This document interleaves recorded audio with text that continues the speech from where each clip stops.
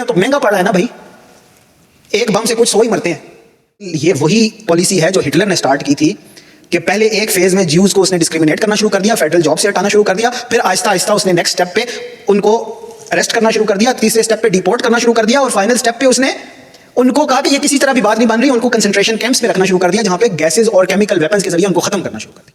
کہنے والے جو کہتے رہتے ہیں کہ اللہ تو سب کچھ کر سکتا ہے, اس کی ماننے کی کیا ضرورت ہے, اس سے منواؤ کہ وہ تمہاری خواہش پوری کر دے. نعوذ باللہ من ذالک. آپ صلی اللہ علیہ وسلم نے فرمایا نہیں, مجھے مسجدوں کو سنوارنے سے منع کیا گیا. تو کیا رسول اللہ صلی اللہ علیہ وسلم نے اس دور کی سپر پاورز کو شکست نہیں دی؟ کیا کیا تھا آپ صلی اللہ علیہ وسلم نے کہا تھا کہ پہلے سونے کی کان ڈھونڈو, یہاں سے جواہرات نکالو, مال جمع کرو, اس کی تلواریں بنائیں گے, گھوڑے خریدیں گے, پھر ہم رومن امپائر کے اوپر حملہ کریں گے. اللہ اکبر, اللہ اکبر, اللہ اکبر, اللہ اکبر. اشہد ان لا الہ الا اللہ,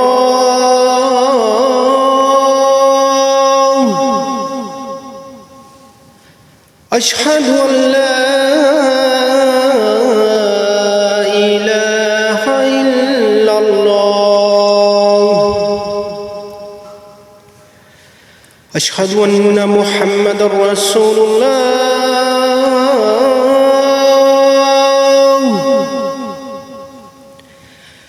اشہد ان محمد رسول اللہ.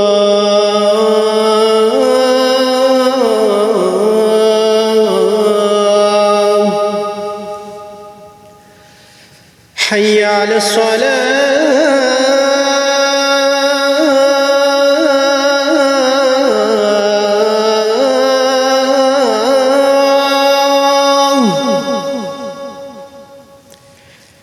حی علی الصلاة,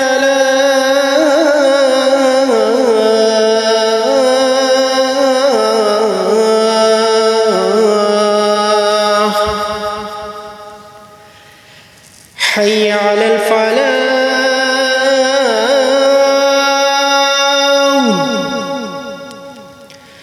حی علی الفلاح.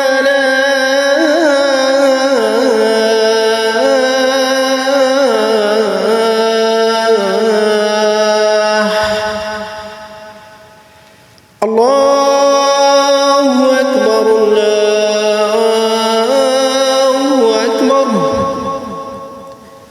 لا الہ الا اللہ.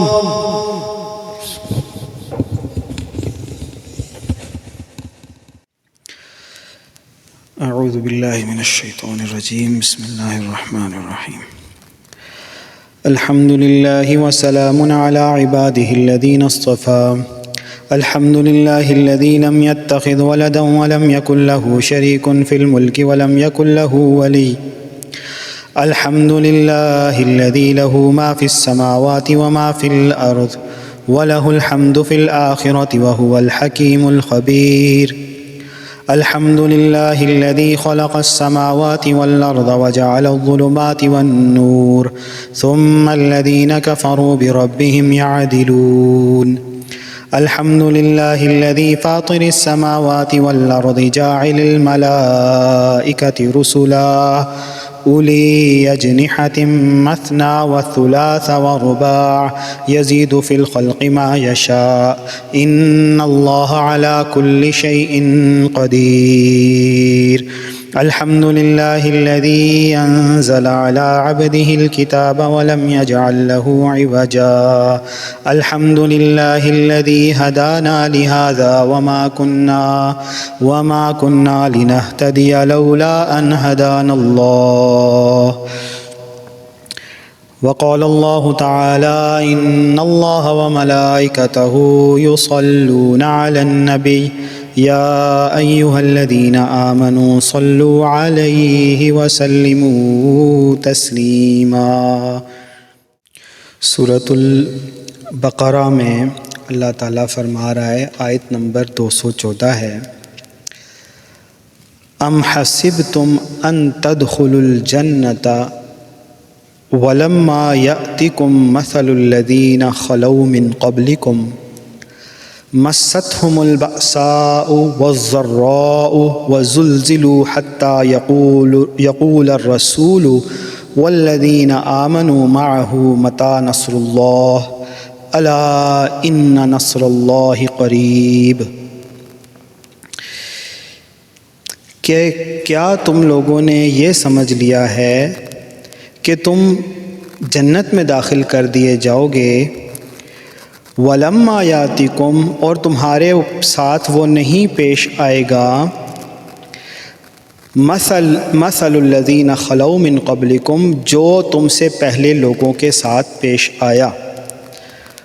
ان کے ساتھ کیا پیش آیا وہ بھی اللہ تعالیٰ بتا رہا ہے، مَسَّتْهُمُ الْبَأْسَاءُ وَالضَّرَّاءُ وَزُلْزِلُوا حَتَّى يَقُولَ الرَّسُولُ کہ ان کو پہنچی شدید سختی، مَسَّتْهُمْ انہیں چھوا سختی نے، وَالضَّرَّاءُ ضرر شدت سے ضرر پہنچنا، تکلیف اور نقصان پہنچنا، وَزُلْزِلُوا اور یہی نہیں انہیں جھنجھوڑ کے رکھ دیا گیا، اور کتنا جھنجھوڑا گیا کہ یہاں تک کہ ان کے خود رسول نے بھی اور جو ان کے ساتھ لوگ تھے وہ یہ کہنے پہ مجبور ہو گئے کہ متی نصر اللہ، اللہ کی مدد کہاں ہے، اللہ کی مدد کہاں رہ گئی۔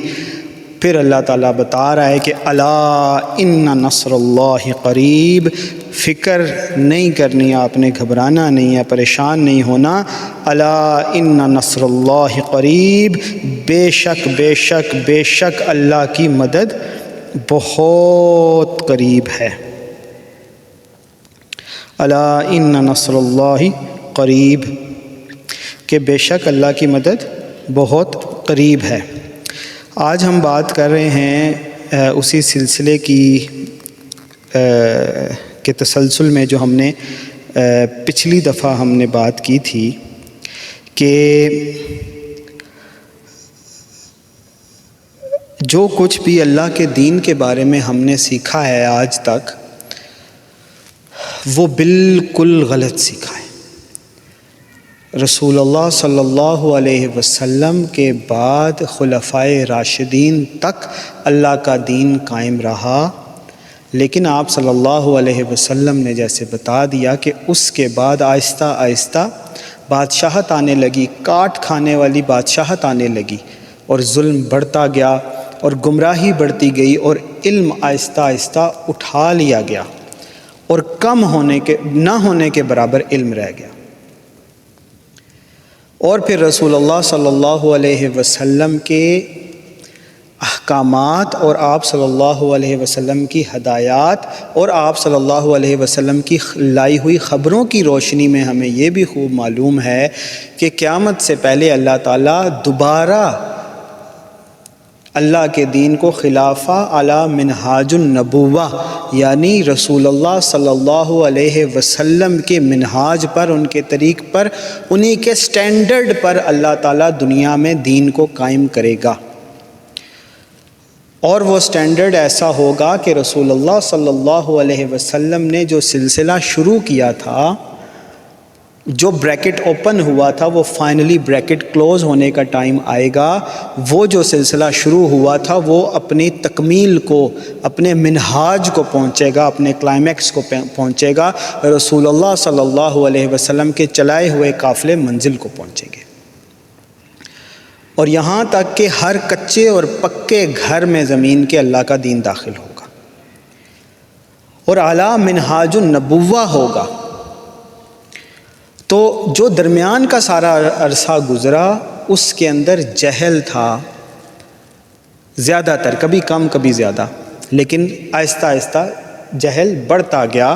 پہلے گمراہی ہوئی، آہستہ آہستہ گمراہ ہوئے انسان، دنیا کے معاملات میں پڑھنے لگ گئے، دنیا کی طلب میں پڑھنے لگ گئے، دنیا کے عہدوں اور بادشاہت کی طلب میں بڑھنے لگ گئے، لیکن آہستہ آہستہ وہ بالکل جہل میں بدل گیا، حتیٰ کہ جن خوارج نے رسول اللہ صلی اللہ علیہ وسلم کے بعد آپ کے بنائے ہوئے خلفاء کو شہید کیا، جنہوں نے چڑھائیاں کی مدینہ میں، مکہ میں، اسی نہج پر خوارج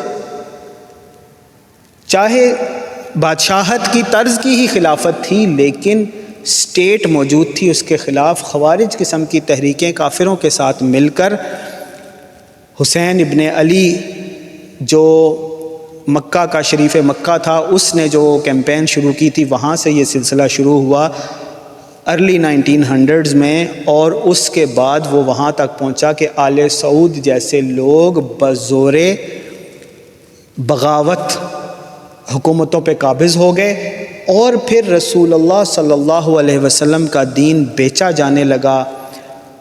آپ صلی اللہ علیہ وسلم کے آنے پر کعبۃ اللہ کے اندر 360 بت رکھے ہوئے تھے۔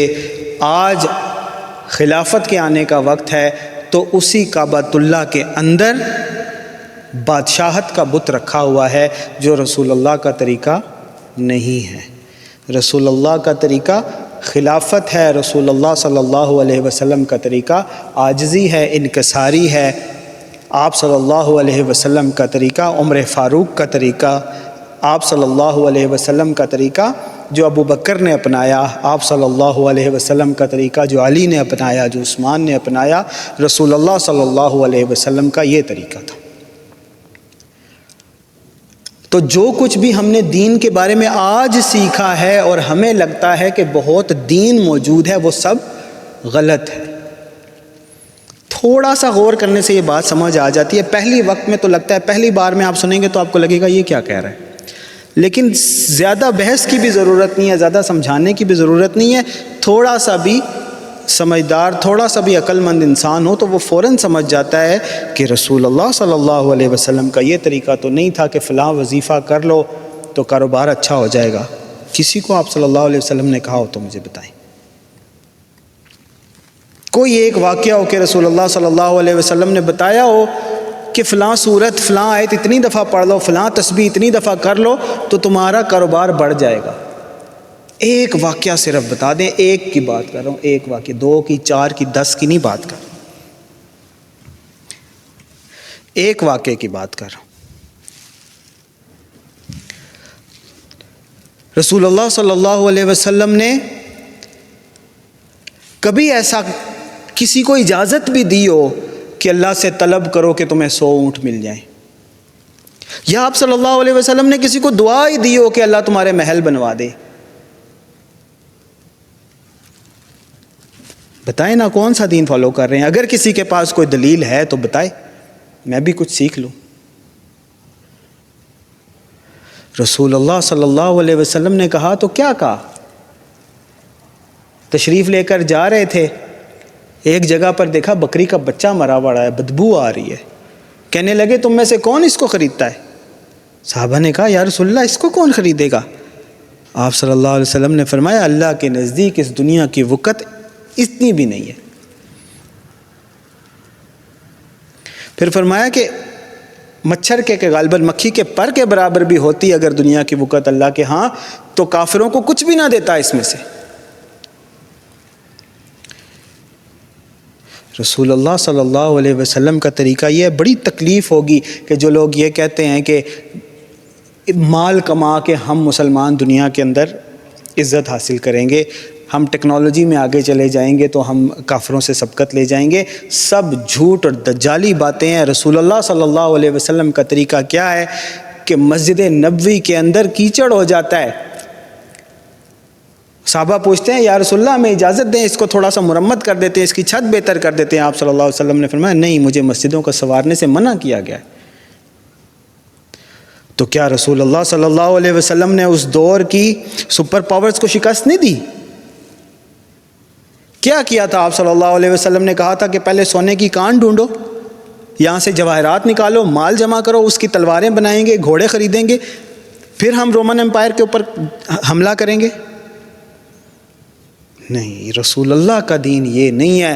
رسول اللہ کا دین یہ ہے کہ تم اللہ کے ہو جاؤ۔ دنیا یہ نہیں کہ نہیں ملے گی، اسباب کی دنیا ہے، اسباب کے معاملات ہیں، تلواریں پھر بھی خریدی جائیں گی، زنجیریں پھر بھی توڑی جائیں گی، اسلحے کی ضرورت پھر بھی پڑے گی، گھوڑوں پہ سوار ہو کے پھر بھی جانا پڑے گا، سوار کھانا پھر بھی کھائیں گے، لیکن تم اللہ کے ہو جاؤ، اللہ دنیا کی چیزیں تمہارے قدموں میں پھینک دے گا۔ اسباب کو جمع کر کے ان کے اوپر توکل کرنا کافروں کا طریقہ ہے۔ خضر کی یاد آ گئی، کافر ہے تو ہاں، مومن ہے تو بے تیغ بھی لڑتا ہے سپاہی۔ تو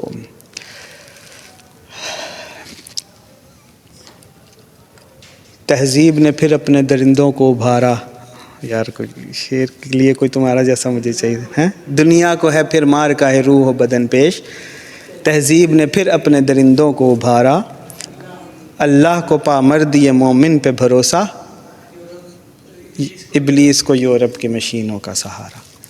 ایک یہ بھی تو ابلیس کو یورپ کی مشینوں کا سہارا، اور مومن ہے تو بے تیغ بھی لڑتا ہے سپاہی، کافر ہے تو شمشیر پہ کرتا ہے بھروسہ۔ یہ تھوڑی سی بھی سمجھ ہو تو یہ بات سمجھ میں آ جاتی ہے، تھوڑی سی بھی سمجھ ہو۔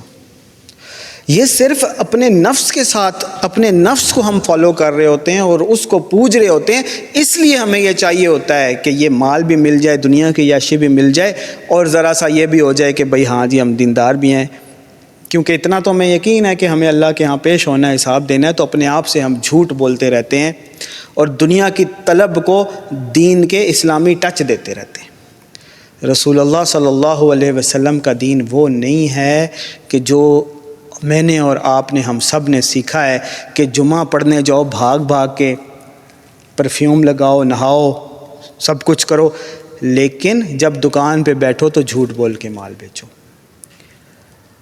جب جائیداد بٹنے کا وقت آئے تو بہنوں کا حصہ مت دو، ہمسائے سے پوچھے بغیر اپنی دیوار اونچی کر لو، اس کی روشنی، اس کی ہوا روک دو۔ نہیں، رسول اللہ کا طریقہ یہ ہے کہ پہلے اپنے گھر والوں کے ساتھ اچھا سلوک، پھر ہمسایوں کے ساتھ اچھا سلوک، معاملات میں لین دین کے اندر بالکل شفافیت، لین دین کے اندر ناپ تول کے اندر کوئی کمی نہ کرنا۔ اس کے بعد یہ مستحب کو بھی سمجھنا، ہاں توفیق ہو تو جمعے والے دن ضرور نہاؤ، جمعے والے دن خوشبو بھی لگاؤ، جمعے والے دن کنگھی بھی کرو، نئے کپڑے بھی پہنو، یہ آخر ہے، یہ مستحب ہے۔ اول یہ ہے کہ اگر جسم حرام کے مال سے بنا ہے تو نہ دعا قبول ہے، نہ نماز قبول ہے، چاہے کلمہ پڑھتے رہیں، چاہے جو بھی کرتے رہیں، جسم بنا ہی حرام کے مال سے ہے تو وہ جہنم کا ایندھن ہے اور کچھ نہیں ہے۔ تو پھر جو سٹینڈرڈز ہم نے فالو کیے ہوئے ہیں، اور ہمیں یہ لگتا ہے کہ دنیا کی سب چیزیں اور خواہشات بھی پوری ہونی چاہیے اور جنت بھی مل جائے، اور کہنے والے جو کہتے رہتے ہیں کہ اللہ تو سب کچھ کر سکتا ہے، اس کی ماننے کی کیا ضرورت ہے؟ اس سے منواؤ کہ وہ تمہاری خواہش پوری کر دے۔ نعوذ باللہ من ذالک۔ اللہ تعالیٰ اس کا جواب دے رہا ہے کہ ام حسبتم ان تدخلوا الجنہ، تم نے کیا سمجھا ہوا ہے کہ تم جنت میں داخل کر دیے جاؤ گے؟ ولما یاتکم مثل الذین خلو من قبلکم، اور تمہیں نہیں پہنچے گا جو کچھ پچھلی قوموں کو پہنچا۔ کیا پہنچا تھا؟ مستہم البأساء، انہیں شدید تکلیف پہنچی، والضراء، اور بہت زیادہ نقصان اور ضرر پہنچے، وزلزلوا، اور یہی نہیں ان کو ہلا کر رکھ دیا گیا، حتی یقول الرسول، یہاں تک کہ ان کے رسول نے بھی کہہ دیا کہ، اور والذین معہ، اور جو لوگ ان کے ساتھ تھے، ان کے ساتھی تھے، انہوں نے بھی کہہ دیا، متی نصر اللہ، اللہ کی مدد کہاں ہے؟ الا ان نصر اللہ قریب، نہیں، اللہ کی مدد بہت قریب ہے۔ یہ ہے اللہ کے دین کو غالب کرنے کا طریقہ، اللہ کے دین کو غالب کرنے کا پہلا سٹیپ۔ اور پھر اللہ تعالیٰ آزمائے گا، وَلَنَبْلُوَنَّكُمْ، ہم تو ضرور تمہاری ابتلا کریں گے، بِشَيْءٍ مِّنَ الْخَوْفِ، کچھ نہ کچھ خوف سے، والجوع، اور کچھ نہ کچھ بھوک سے، ونقص من الاموال، اور کچھ نہ کچھ مال کے نقصان سے، والانفس، اور کچھ نہ کچھ جان اور صحت کے نقصان سے، والثمرات، اور کچھ نہ کچھ ایفرٹس کے ریزلٹس کے نقصان سے، وبشر الصابرین، لیکن خوشخبری سنا دو ان کو، کن کو؟ الذین اذا اصابتہم مصیبہ، کہ جن کو جب کوئی مصیبت آتی ہے تو وہ کیا کہتے ہیں؟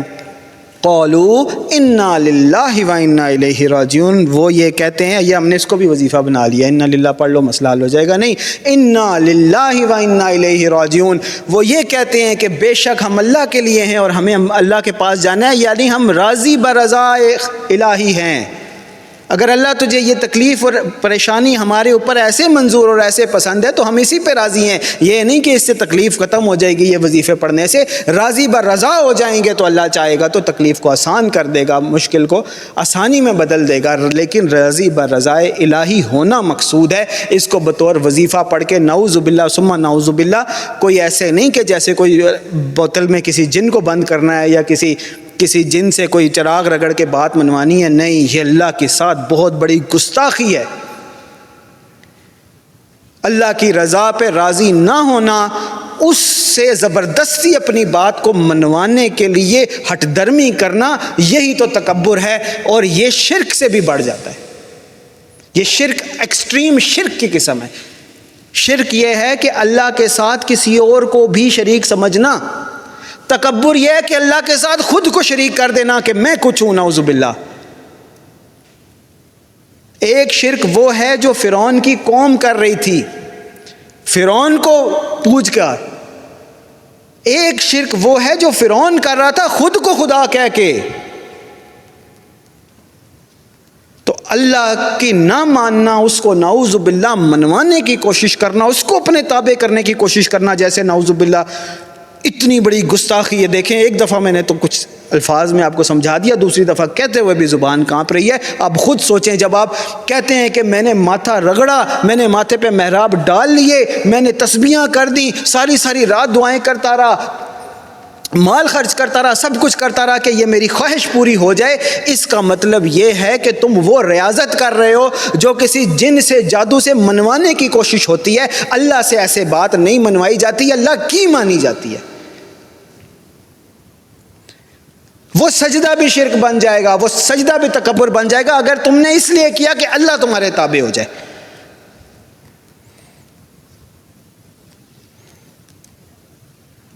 یہ ہے اللہ کا دین۔ پتا تھا کسی کو؟ الٹا ہو جاتا ہے دماغ، الٹا ہو چکا ہے سب کا دماغ، اب اس کو سیدھا کرنے کی ضرورت ہے۔ سیدھا کرو گے تو صحیح رہ جاؤ گے، ورنہ سیدھا کروائے جاؤ گے۔ سال ایک ہو گیا ہے، تمام تر لوگوں سے آپ کا بھائی یہ گزارش کر رہا ہے کہ اللہ کی رحمت کے سائے میں آ جاؤ، اللہ کی رسی الجماع کو پکڑ لو، کیونکہ اللہ کا عذاب آ رہا ہے۔ جو اس کے اندر آئے گا امان دیا جائے گا، جو اس سے باہر رہے گا اللہ کے حوالے۔ اللہ چاہے تو اس کو عذاب دے دے، چاہے تو کچھ مہلت دے دے۔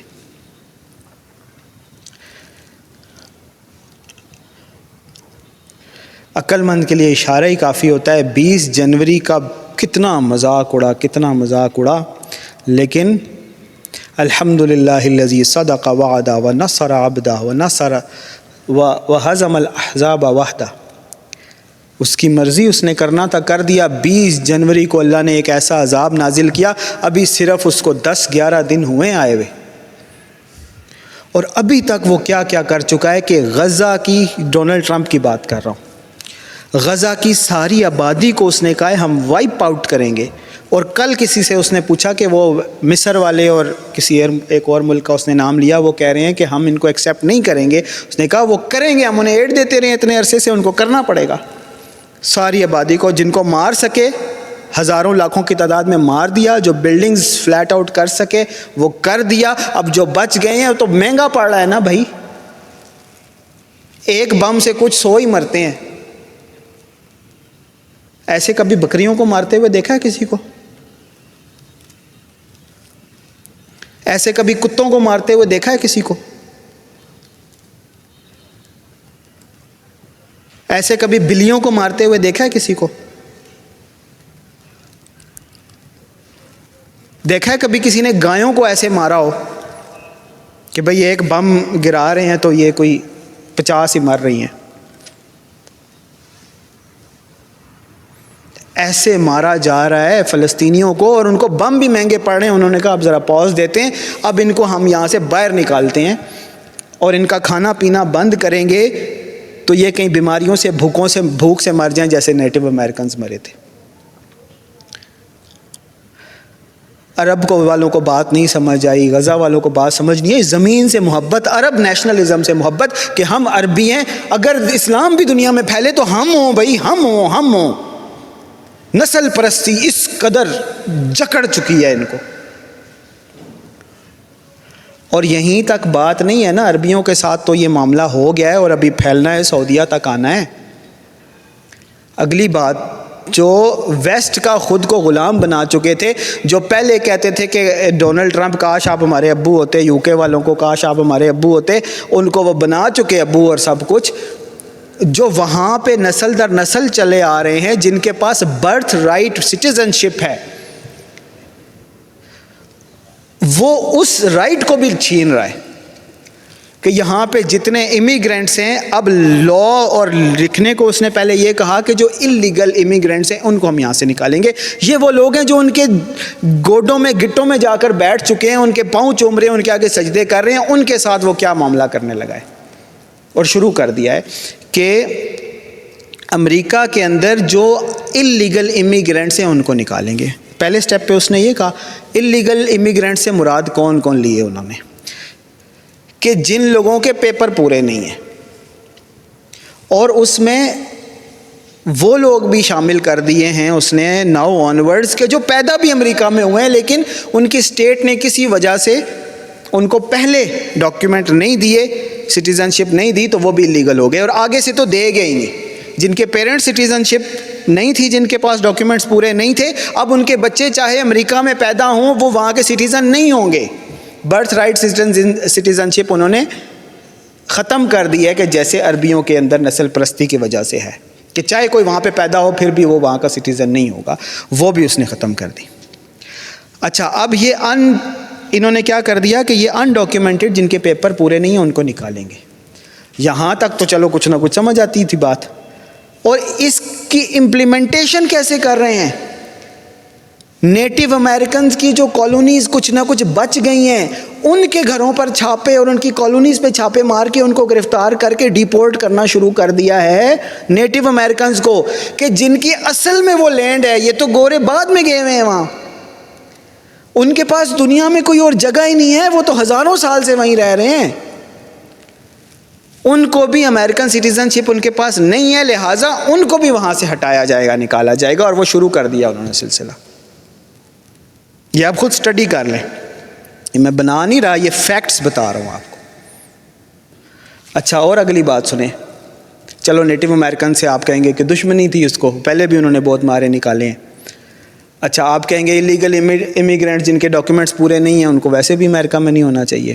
اچھا, تو اگلی بات سنیں. یہ وہی پالیسی ہے جو ہٹلر نے سٹارٹ کی تھی کہ پہلے ایک فیز میں جیوز کو اس نے ڈسکریمنیٹ کرنا شروع کر دیا, فیڈرل جاب سے ہٹانا شروع کر دیا, پھر آہستہ آہستہ اس نے نیکسٹ سٹیپ پہ ان کو اریسٹ کرنا شروع کر دیا, تیسرے سٹیپ پہ ڈیپورٹ کرنا شروع کر دیا, اور فائنل سٹیپ پہ اس نے ان کو کہا کہ یہ کسی طرح بھی بات نہیں بن رہی, ان کو کنسنٹریشن کیمپس میں رکھنا شروع کر دیا جہاں پہ گیسز اور کیمیکل ویپنز کے ذریعے ان کو ختم کرنا شروع کر دیا. اور یہ سارے سٹیپس آخری سٹیپ کے علاوہ یہ پچھلے 10 دن کے اندر کر چکا ہے, سالوں نہیں. پرسوں کی خبر سنیں, یہ کل کی ہے غالباً, کہ اس نے کہا کہ ہم, پرسوں کی بات ہے گوانتانامو بے والی, کہ اس نے کہا ہے کہ ہم پہلے ڈیپورٹ کچھ کو کر رہے ہیں لیکن وہ بھی وارہ نہیں کھا رہا, اب ہم ان کو ان کی اپنی کنٹریز میں بھی نہیں بھیجیں گے, گوانتانامو بے میں بھیجیں گے. اور گوانتانامو بے کیا ہے؟ پریزن ہے, اور ایسا پریزن ہے کہ صرف آپ سرچ کر لیں, جو لوگ جنہوں نے افغان وار اور یہ اس کو لائیو فالو نہیں کیا, نیکسٹ جنریشن, وہ تھوڑا سا سٹڈی کر لیں, یوٹیوب پہ دیکھ لیں کہ گوانتانامو بے کیا ہے اور وہاں پہ کیا حالات ہیں. اور وہاں پہ یہ حالات ہونے کی وجہ کیا ہے کہ وہ امریکن لینڈ کے اندر نہیں آتا, وہ کیوبا کے اندر آتا ہے. اور ان کا یہ سٹینس ہے کہ American law does not apply on Guantanamo بے. وہاں پہ امریکہ کا لا نہیں لگتا, تو اس لیے وہ جو مرضی کرتے ہیں, کسی کو مار دیں, کسی کو قتل کر دیں, کسی کے جسم کے ٹکڑے کر دیں, کسی کو برہنہ کر دیں, کسی کی عزت لوٹ لیں, سب الاؤڈ ہے وہاں پہ. اب ان کو اس سٹیپ میں بھیج رہے پرسوں، اور ایک ایک دن کی وہ پروگرس سنے. اور کل کیا کیا اس نے؟ کل اس نے یہ کہا ہے کہ جو اسٹوڈنٹ ویزاز پہ یہاں پہ لوگ آئے ہوئے ہیں اور انہوں نے کسی بھی پرو پیلسٹائن پروٹیسٹ کے اندر چاہے وہ پیسفل ہو حصہ لیا ہے، ان کا ویزا کینسل، اللیگل ہو گئے ایک دم. کل تک جو لیگل تھے ان کا ویزا کینسل، وہی ڈاکیومنٹس ان کے پاس ہے، وہ اللیگل ہو گئے. اور کیونکہ انہوں نے کہا کہ they are supporting the terrorist, اور اس نے کہا اللیگل ایلینز، اور پتہ نہیں کیسے کیسے ورڈز یوز کر رہا ہے، جہادسٹ کے یہ سپورٹرز کہہ دیا ان کو. ویزا لے لیا، وہی ڈاکیومنٹ پورا ہے، ویزا کینسل، پیپر وہی ہاتھ میں، ویزا کینسل، اور اللیگل ایلین قرار دے دیے گئے. اور کیونکہ یہ کہہ دیا کہ وہ ٹیررسٹ کے سپورٹرز ہیں، لہٰذا ٹیررسٹ سمپتھائزرز ہو گئے، اور وہ والے مجرم ہو گئے کہ جو آپ گوانتانامو بے بھیجیں گے. اب وہ اپنی کنٹریز میں بھی نہیں جا سکتے. کل تک وہاں پہ بڑی عزت سے جو پھرتے تھے، منہ ٹیڑھا ٹیڑھا کر کر کے انگریزیاں بولتے تھے، برگر کھاتے تھے. یہ تو ابھی 10 دن کی پروگرس ہے، آگے آگے دیکھیے ہوتا ہے کیا. یہ کل ہر کسی براؤن کو بھی کہہ سکتے ہیں، کسی بھی چیز کے ٹریفک چلان کے بھی اوپر بھی کہہ سکتے ہیں کہ بھئی اس کی کینسل ہے سٹیزن شپ.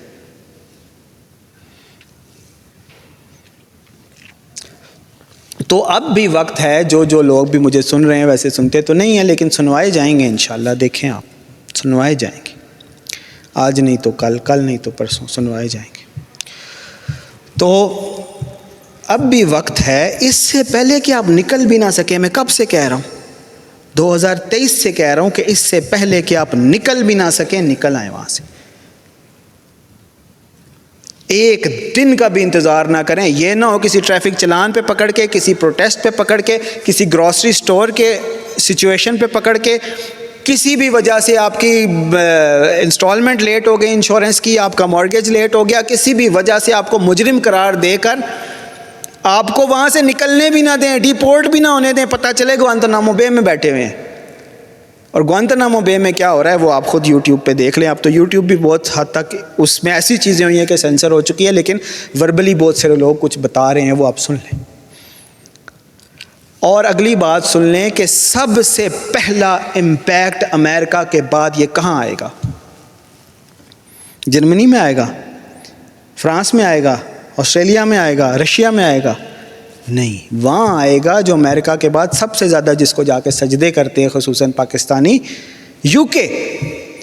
سب سے اسٹرانگیسٹ بردرلی بانڈز کسی دو کنٹریز کے درمیان امریکہ کے کسی کنٹری کے ساتھ ہیں تو وہ فرسٹ پہ یونائٹڈ کنگڈم آتا ہے. اور ٹرمپ سے اس کی انوگریشن کے بعد پوچھا گیا کہ کون سا تمہارا فرسٹ وزٹ ہوگا فوراً، تو اس نے کہا یونائٹڈ کنگڈم موسٹ پروبلی. تو جو لوگ بھی وہاں موجود ہیں، سب سے پہلے ٹرمپ کی پالیسیز کا امپیکٹ یو کے میں آئے گا. اور انہوں نے ایسی ایسی چیزیں کرنا شروع کر دی ہیں کہ وہاں پہ لوگ خود بخود نفرت کریں. ابھی آج میں نے ایک سٹوری، کسی جج کوئی فیصلہ لکھ رہا تھا، وہ میں نے دیکھا کہ پاکستانی بندہ ہے عرفان سم تھنگ، اس کے اوپر انہوں نے، مجھے نہیں پتا ریئل کیا ہو سکتا ہے ایسے ہوا ہو، لیکن میں آپ کو سٹوری بتا رہا ہوں کہ اس نے اپنی بیٹی کو جان سے مارا ہے، بچی کو، اور اس کے اوپر نوٹ لکھا ہے کہ میں نے اسے جان سے مارا ہے. اور پھر وہ بندہ پاکستان آ گیا، یہ انہوں نے لکھا، اور پھر یہاں سے دوبارہ یو کے لایا گیا، اور پھر وہاں پہ اس کے ساتھ جو بھی معاملہ ہو رہا ہے. تو کسی پاگل اندھے سے بھی آپ کہیں نا کہ کوئی جرم کر کے اوپر لکھے گا کہ میں نے یہ کیا، اس کو بھی پتا ہوگا کہ ایسے نہیں ہوتا. تو اللہ نہ کرے، اللہ بہتر جانتا ہے کیا اصل سچویشن ہے، لیکن فرض کریں کہ کسی سچویشن کی وجہ سے، کسی ابیوز کی وجہ سے، کسی ظلم کی وجہ سے اس کی بچی کے ساتھ ایسا سلوک ہو گیا اور وہاں موجود نہیں تھا فرض کریں، اور کرنے والے نے وہ ڈاکیومنٹ اس کے نام کی لکھ دی، تو ایک تو باپ کے ساتھ بچی کا دکھ کہ اس کے ساتھ ظلم ہوا ہے، اوپر سے انصاف ملنے کے بجائے باپ کو ہی مجرم قرار دے دیا گیا کہ ڈاکیومنٹ لکھا کہ میں نے مارا اسے. وہ جیسے یہاں ٹیررسٹ اٹیکس میں نا، مطلب ہم دیکھتے ہیں یہاں پہ تو کم ہی ہوتا ہے لیکن ویسٹ میں اکثر دیکھا گیا ہے کہ بھائی وہ سب تباہ ہو جاتا ہے، جسم ٹوٹ جاتا ہے، اس کا آئی ڈی سنبھالی ہوتی، وہ نہیں جلتی، وہ نہیں پگھلتی. کیونکہ انہوں نے الزام دینا ہوتا ہے کہ یہ فلاں تھا فلاں تھا. تو یہ آپ سچویشنز دیکھیں، پاسبل سینیریوز دیکھیں کہ کیسے کیسے کس طریقے سے وہ اللیگل ایلینز جن کو کہہ رہے ہیں ان سے ان کے عوام کو نفرت کروائیں گے. یہ ابھی کچھ دن پہلے یہاں بھائی آئے تھے، وہ کہتے ہیں یونائٹڈ اسٹیٹس میں کینٹکی میں تھا اور ڈونلڈ ٹرمپ کی پچھلی جو ٹرم تھی اس کے اندر میں وہاں سے بھاگا کیونکہ اس نے اس طرح کی اسٹیٹمنٹس دے دے کے لوگوں کو نفرت کرا دی تھی کہ ہماری یونیورسٹی کے اندر وہ ہمیں تھریٹ نوٹس ہمارے جو ڈارم رومز ہوتے تھے ان کے نیچے سے بھیج دیتے تھے. تو ایسی سچویشن ہو گئی تھی، بلنگ شروع ہو گئی تھی، بڑی آزادی خوشی سے ہم پہلے رہ رہے تھے، تو پھر میں وہاں سے بھاگا اور اس کے بعد وہاں نہیں گیا. تو سب سے پہلا امپیکٹ امریکہ کے بعد اس کا یو کے پہ آنا ہے، اس کی پالیسیز کا، اور اس کو فالو کیا جائے گا. تو یہ پھر میں بار بار کہہ رہا ہوں اس سے پہلے کہ دیر ہو جائے کہ نہ صرف یہ کہ پاکستان میں آ جائیں بلکہ پاکستان کے اندر اللہ نے یہ جو الجماع قائم کی ہوئی ہے یہاں پہ فزیکلی آ جائیں، تاکہ کوئی آفت مصیبت پریشانی بھی آئے تو آپ کہاں ہوں. ید اللہ علی الجماع، اللہ کا ہاتھ الجماع کے اوپر ہوتا ہے، اللہ کی حفاظت میں وہ ہوتی ہے. اگر تکلیف آئے بھی تو اللہ کی طرف سے آزمائش ہوتی ہے، وہ عذاب نہیں ہوتا، اور اللہ خود میک شور کرتا ہے کہ اس آزمائش سے اللہ تعالیٰ ہمیں پار کرا دے. اللہ ہم سب کو عمل کی توفیق عطا فرمائے.